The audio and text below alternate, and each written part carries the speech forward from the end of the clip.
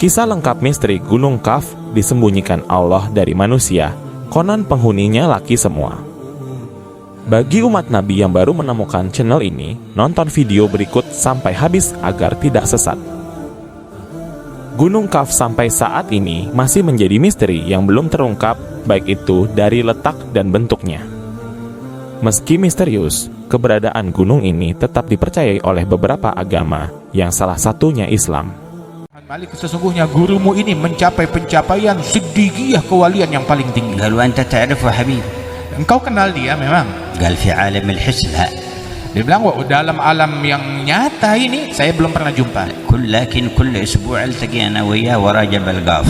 Tapi setiap sepekan sekali saya berjumpa dengan dia ngumpul di belakang Gunung Gaf. Belakang Gunung Gaf. Belakang Gunung Gaf.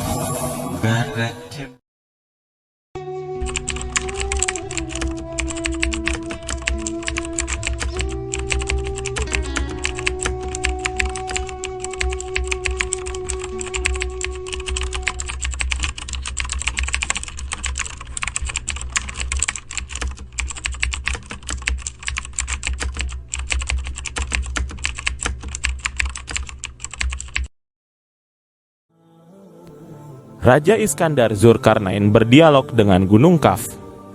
Terdapat banyak pendapat dari ahli agama untuk menggambarkan atau menafsirkan baik letak atau bentuk dari Gunung Kaf. Gunung Kaf dalam tradisi Arab adalah gunung yang dikenal sebagai titik terjauh dari bumi karena letaknya yang berada di ujung lautan yang mengelilingi bumi. Karena letaknya yang terpencil membuat banyak orang mengidentifikasikan bahwa Gunung Kaf berada di kutub utara. Dalam channel YouTube Let the Quran Speak, Dr. Sabir Ali menjelaskan bahwa Gunung Kaf merupakan gunung yang terdiri dari 7 gunung yang mengelilingi bumi. 7 gunung ini adalah bagian dari akar Gunung Kaf. Disebut juga bahwa saking besarnya Gunung Kaf membuat langit bertumpu padanya. Dikisahkan juga bahwa Zulkarnain pernah menjumpai gunung misterius ini, bahkan dikatakan bahwa beliau sempat berdialog dengan gunung tersebut. Dalam percakapan itu, Gunung Kaf menjelaskan tentang kekuasaan Allah.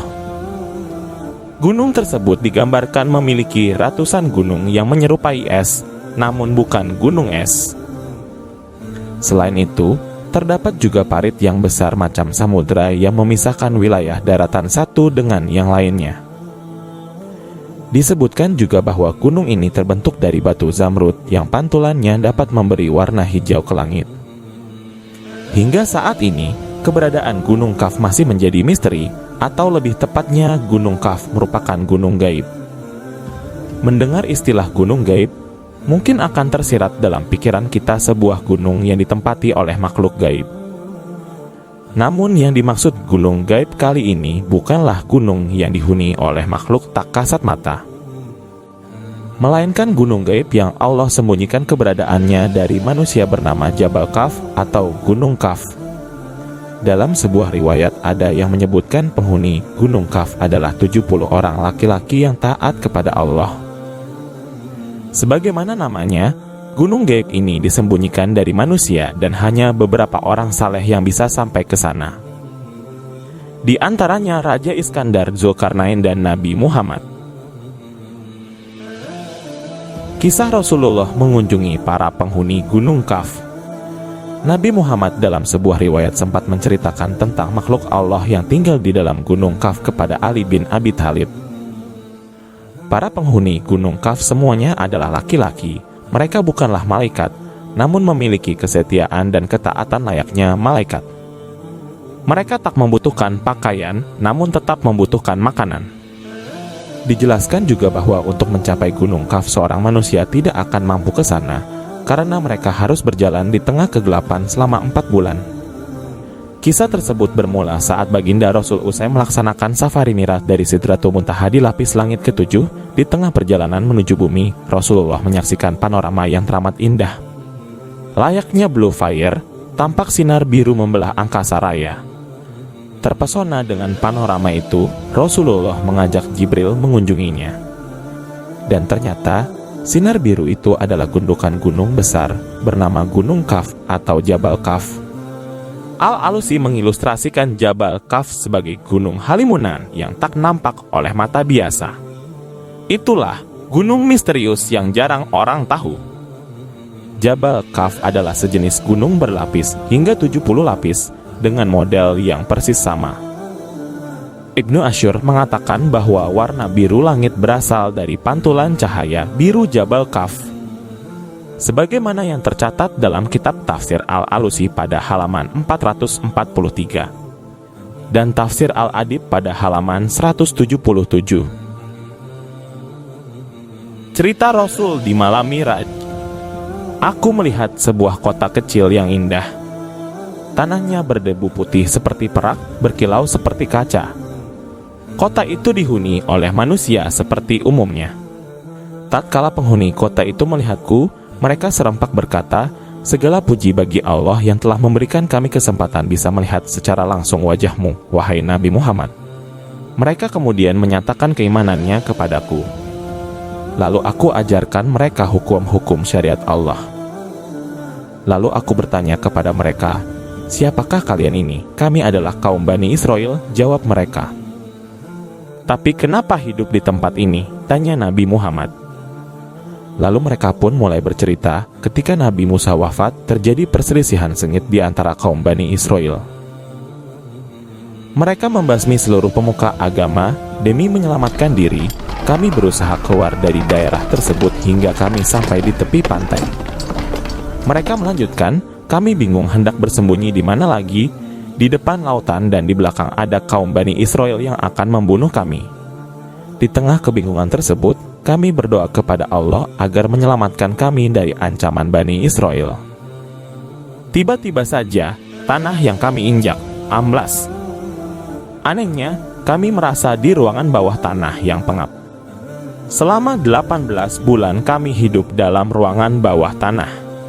Setelah itu, dengan izin Allah kami menemukan celah untuk keluar dan tibalah kami di tempat ini. Namun sebelum Nabi Musa wafat, beliau berwasiat agar menyampaikan salamnya kepada wahai Nabi Muhammad. Mereka mulai mengakhiri kisahnya. Nabi lalu bertanya lagi, "Aku melihat rumah kalian tidak ada pintunya. Kenapa?" Mereka menjawab, "Kami walaupun bukan saudara, tapi kami seperti saudara. Hati dan jiwa kami terpatri dalam satu perasaan yang sama. Kami tidak pernah khawatir akan terjadi tindak kejahatan di antara kami." Lalu Rasulullah melanjutkan pertanyaannya, "Kenapa rumah ibadahnya kalian bangun jauh dari rumah-rumah kalian?"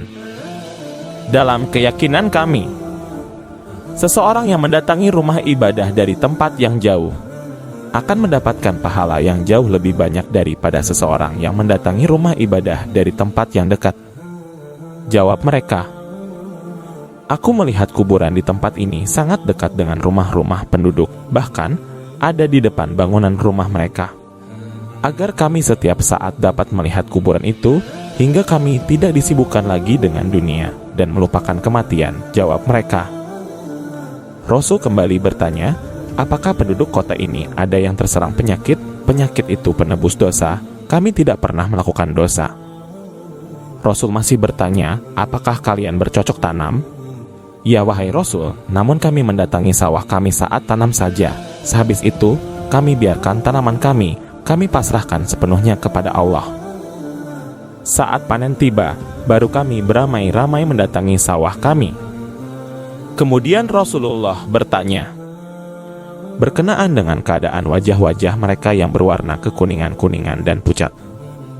Mereka menjawab bahwasannya inilah wajah yang senantiasa takut dengan kematian. Karena kematian adalah pertanggungjawaban kepada Sang Pemberi kehidupan, yaitu Allah. Terakhir Rasulullah bertanya apakah banyak di antara mereka orang-orang yang wafat. Mereka pun menjawab bahwa di antara mereka dalam setiap tahun terdapat satu jenazah orang yang wafat. Inilah kaum yang lebih memilih berjihad melawan hawa nafsunya ketimbang mengotori tangan mereka dengan darah-darah manusia, mengotori hatinya dengan kebencian dan kemarahan, mengotori lisannya dengan caci maki dan laknat. Maka Allah memuliakan mereka dengan menempatkan dalam golongan hamba-hambanya yang beruntung. Mereka tidak hanya mendapatkan surga di akhirat, namun ketika hidup di dunia pun mereka telah diberikan surga oleh Allah. Kisah ini dinukilkan dari kitab Syarah Hamami Yasin atau Hamami Zadah halaman 11 hingga 12. Itulah beberapa penggambaran tentang Gunung Kaf yang sampai saat ini masih misterius baik bentuk maupun keberadaannya. Adapun hikmah dari kisah di atas bisa kita simpulkan bahwa kebanyakan umat modern yang hidup saat ini selalu merasa cemas akan masa depan mereka. Era globalisasi menuntut mereka untuk melakukan antisipasi masa depan. Mereka selalu merasa terancam karena pupusnya kepasrahan kepada Tuhan. Cerita di atas mengajari kita untuk tidak selalu merasa cemas, apalagi terancam dengan masa depan. Karena bila kita meyakini bahwa hidup berada dalam pengaturan Tuhan, maka logikanya kita tidak perlu repot untuk mengatur hidup ini.